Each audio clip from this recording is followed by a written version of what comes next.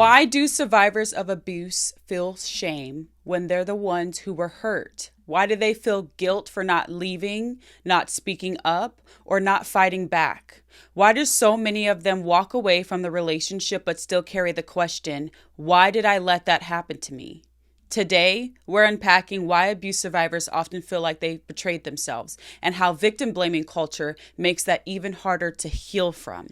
I'm Coach Nia Renee, a certified narcissistic abuse recovery coach, and if you've ever carried guilt for your own survival, this one's for you.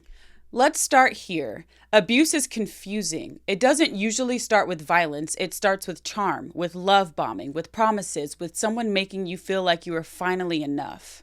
So when that same person starts to hurt you emotionally, physically, financially, it creates cognitive dissonance.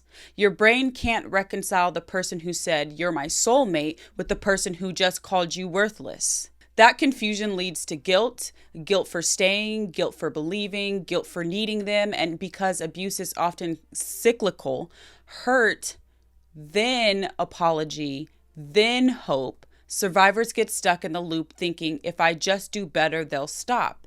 That's not weakness, babe. That's trauma.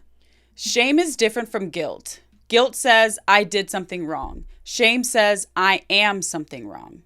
Survivors often carry deep shame because they believe the abuse is a reflection of their worth. They ask, why didn't I see the signs? Why didn't I stop it sooner? What does this say about me? But let me be clear. Abuse doesn't happen because something is wrong with you. It happens because someone chose to exploit your trust, your love, or your vulnerability, and that choice belongs to them, not you. Here's one of the hardest parts.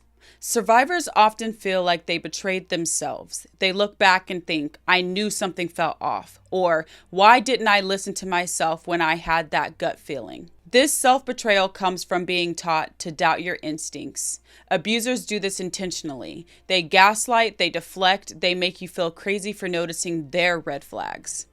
Eventually, you stop trusting yourself, and when the truth finally surfaces, you don't just grieve the relationship. You grieve the version of you that ignored the signs, but that's not betrayal, that's survival under manipulation. And here's where the world fails survivors. We live in a culture that blames victims more than it holds abusers accountable. We ask survivors, why did you stay? What were you wearing? What did you do to provoke them? We turn every act of violence into a test of how perfectly the victim responded. This kind of questioning doesn't just re-traumatize, it reinforces the lie that the survivor was partly responsible. And when survivors hear this from society, friends, therapists, even family, they start to internalize it. That's where the shame grows deeper, because now they're not just dealing with pain, they're dealing with the story that it was their fault.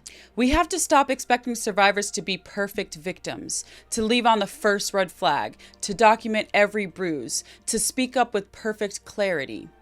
Abuse is messy, it's slow, it's confusing by design. And when we judge survivors based on what we would have done, we're not helping, we're silencing.